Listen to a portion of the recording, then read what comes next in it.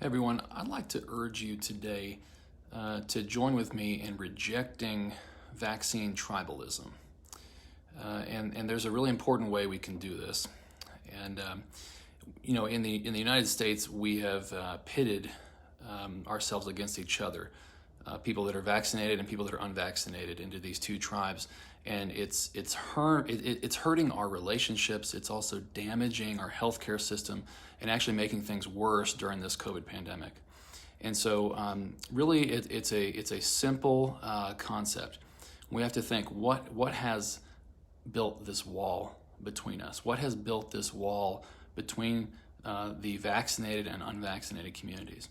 And really, that's lies. It's lies and untruth. That's what has done it. And it's led to prejudice. It's led to a lot of destructive processes, a lot of bad policy. And I think it's harmed our personal relationships as well. And so we've got to come with the truth. That's how we do it. That's how we overcome it. We go and we speak the truth to our friends, our families, our policymakers.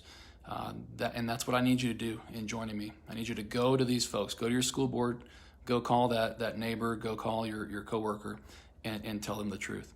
And so is it really us and them? Is it really just vaccinated versus unvaccinated? Well, no, the science does not say that. The science says that natural immunity has a huge role to play. For example, if you have not been vaccinated, your immunologic protection is going to greatly differ whether you have already had and recovered from COVID-19 or whether you haven't. Major difference. Same thing for people that are vaccinated, okay? They gain more protection once they have been in contact with the real thing and developed that robust immunity. So just real quick, we're not going to do a complete scientific review here, but huge paper here out of Israel comparing natural immunity and vaccinated immunity. This is the one number I want you to pay attention to. They compared naturally immune people to vaccinated people. 27 times greater risk for developing symptomatic infection if you've only been vaccinated and haven't had natural immunity.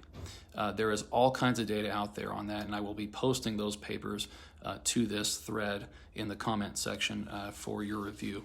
Last one here for you. This is going to be a quick video, not comprehensive. From the Cleveland Clinic Department of Infectious Disease. They followed 1,300 people with natural immunity over 5 months, and not a single one of them developed a symptomatic reinfection. And so, like I said, the truth is on our side. Now, lastly, what I'd like to say, when you go out there and speak the truth, you can't just hold it over their head and just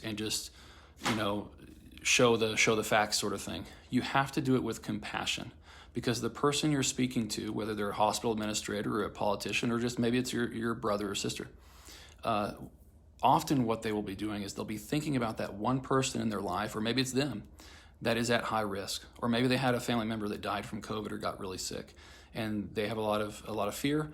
And so what I'd like for you to do with them is try to understand where they're coming from before you make yourself understood, if that makes sense. Speak the truth with compassion. Don't back away from the truth.